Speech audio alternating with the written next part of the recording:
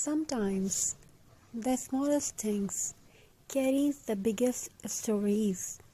A piece of jute rope, an old button, a broken frame, a scrap of fabric that everyone else forgot. To the world, these are useless, but to a creative heart, they are memories waiting to be reborn.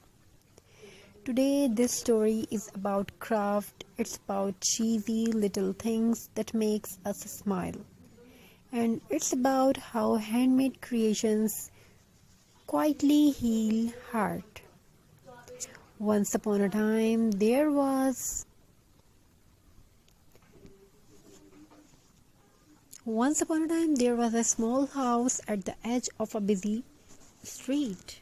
Cars passed by, people hurried, life moved fast, but inside the house, time moved slowly, gently, creatively. In one corner of the room sat a wooden table.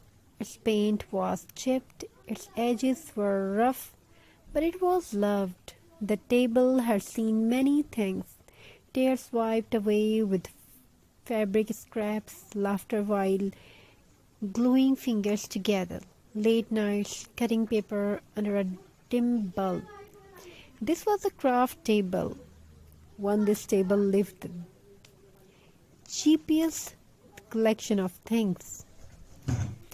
Empty jars that once held coffee, button rescued from old cloth, twine wrapped around memories, broken jewelry that still sparkled in the light.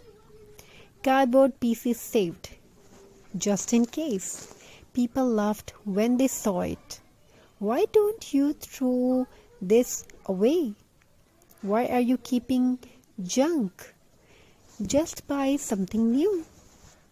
But the hands that work on this table knew a secret. Nothing is useless if it can still create joy.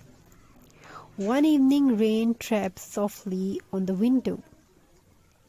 The kind of rain that makes the world quiet, the kind that makes you think.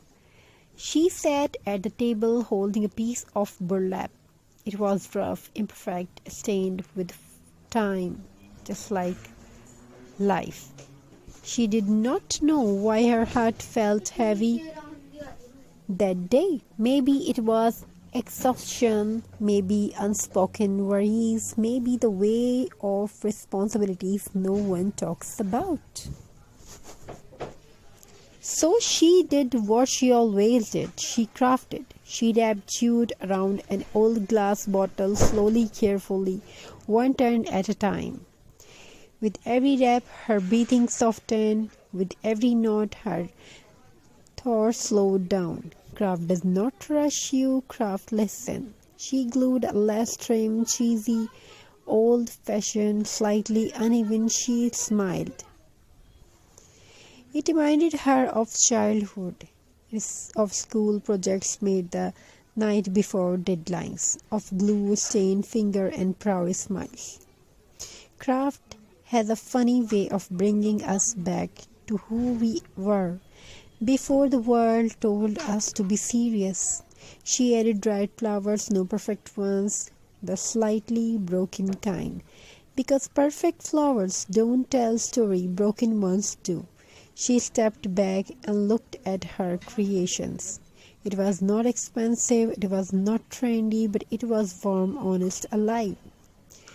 That's the magic of handmade things. They don't